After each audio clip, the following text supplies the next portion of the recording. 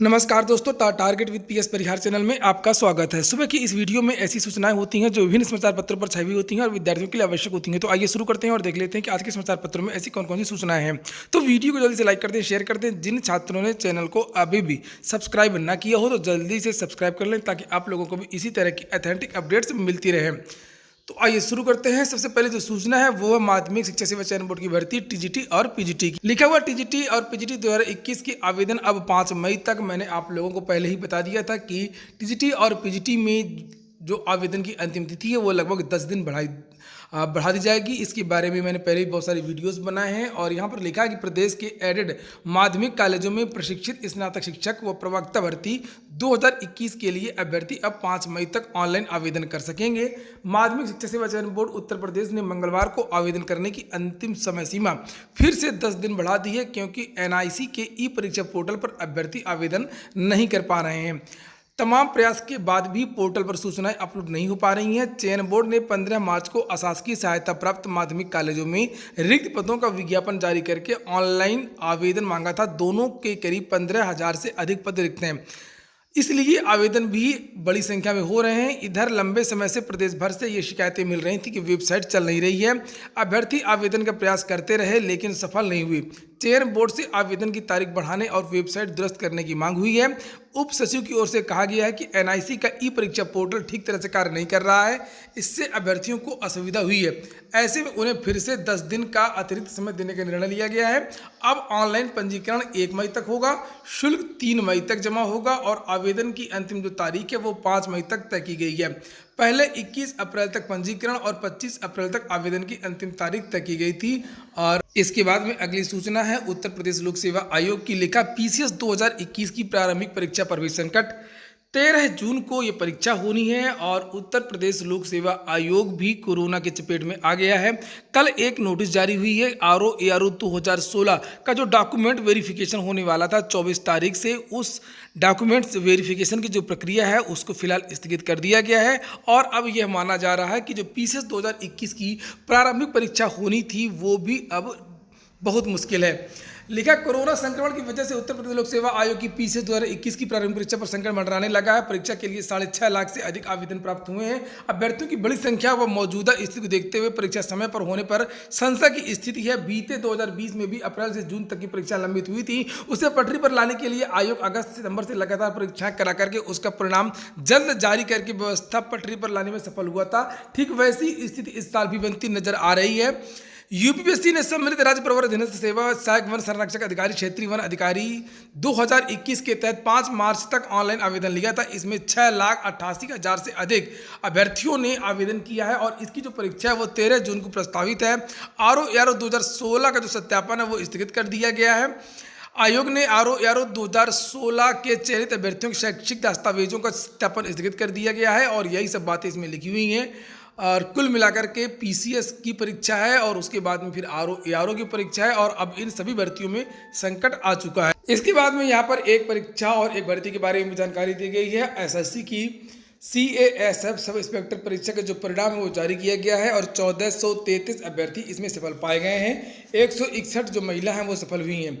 लिखा कर्मचारी चयन आयोग ने सब इंस्पेक्टर दिल्ली पुलिस और असिस्टेंट सब इंस्पेक्टर सीआईएसएफ परीक्षा 2018 का अंतिम परिणाम मंगलवार को जारी कर दिया है और इस भर्ती परीक्षा में कुल 1433 अभ्यर्थियों ने सफलता प्राप्त की है। सब इंस्पेक्टर दिल्ली पुलिस के तहत पूर्व सर्विसमैन स्पेशल कैटेगरी में पूर्व सर्विसमैन 224 पदों के सापेक्ष 222 अभ्यर्थी सफल हुए हैं और ये जो परिणाम है वो वेबसाइट पर जारी कर दिया गया, जिसे आप लोग देख सकते हैं। 26 को जारी हो जाएंगे इन अभ्यर्थियों के अंक और अभ्यर्थियों को सहूलियत भी दी गई है।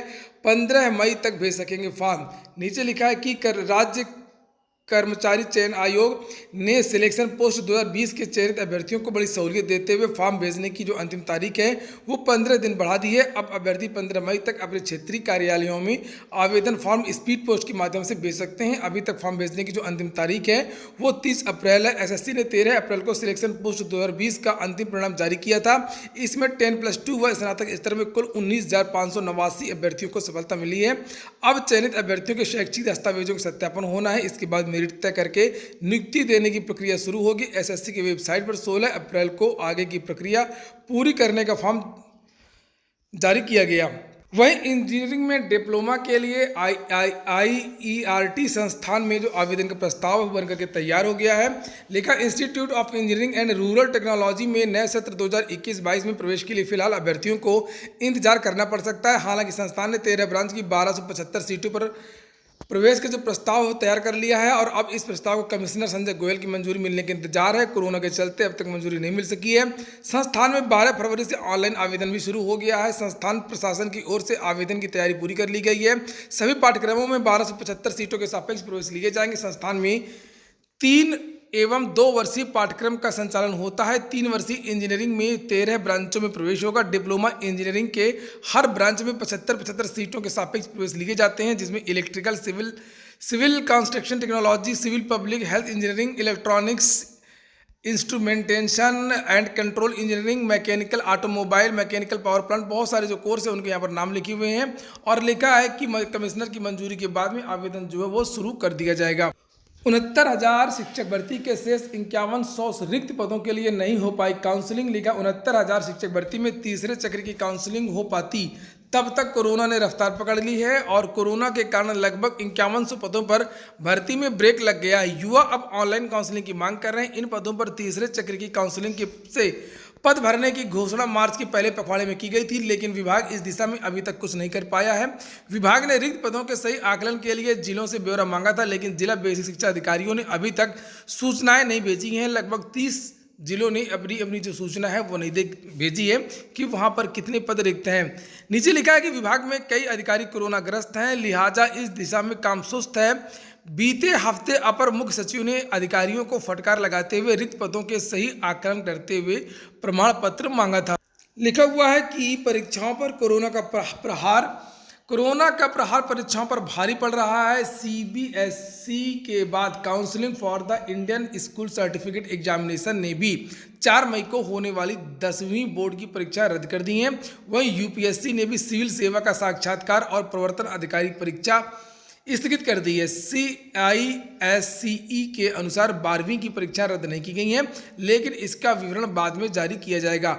12वीं की परीक्षाएं ऑफलाइन ही होंगी। वहीं UPSC ने सिविल सेवा परीक्षा 2020 के लिए 26 अप्रैल से लेकर के 28 जून तक प्रस्तावित साक्षात्कार को फिलहाल टाल दिया है। आयोग ने प्रवर्तन अधिकारी भर्ती के लिए 9 मई को होने वाली परीक्षा भी स्थगित कर दी है।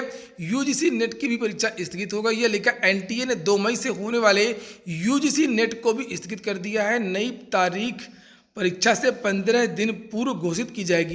वहीं पर अब बात कर लेते हैं रेलवे भर्ती की। बहुत सारे विद्यार्थी पूछ रहे थे कि सर रेलवे ग्रुप डी की परीक्षा कब होगी, तो रेलवे ग्रुप डी की परीक्षा फिलहाल बिल्कुल नहीं होगी अभी, क्योंकि रेलवे ने भी अपनी जो परीक्षाएं वो स्थगित करना शुरू कर दिया है। रेलवे की अभी NTPC की 7वें फेज की जो परीक्षा होनी है उसके बारे में कोई जानकारी रेलवे की तरफ से नहीं दी गई है। और जानकारी ये मिल रही है कि रेलवे बोर्ड की तरफ से 1 या 2 दिन में ही एक नई नोटिस जारी की जाएगी, जिसमें RRB, NTPC और रेलवे ग्रुप डी के बारे में जानकारी दी जाएगी। हालांकि ज़्यादातर विद्यार्थी चाहते हैं कि रेलवे NTPC की जो परीक्षा है वो समय से पूरी हो जाए। जो 7वें जो फेज की जो परीक्षा जो शेष है उस परीक्षा को जल्दी से जल्दी करवा लिया जाए, ताकि विद्यार्थी CBT 2 की तैयारी कर सकें। ये देखिए, जो एक और परीक्षा, एक दूसरी परीक्षा रेलवे की 29 और 30 तारीख को होने वाली थी, उसको भी रेलवे ने फिलहाल स्थगित कर दिया है और इसकी नोटिस भी जारी कर दी है। तो कुल मिलाकर के मामला साफ हो चुका है कि रेलवे RRB NTPC की जो परीक्षा है वो फिलहाल अभी नहीं हो रही है। और जो ग्रुप डी की भर्ती है वो भी कोरोना की वजह से अब पूरी तरीके से लटक गई है। तो ठीक है दोस्तों, ये हो गया आज का वीडियो अगर आपको अच्छा लगा हो, आपके काम का हो, तो लाइक अवश्य कर दिया करें। जिन छात्रों ने चैनल को अभी भी सब्सक्राइब ना किया हो, सब्सक्राइब कर लें। पूरा वीडियो सुनने के लिए बहुत बहुत धन्यवाद।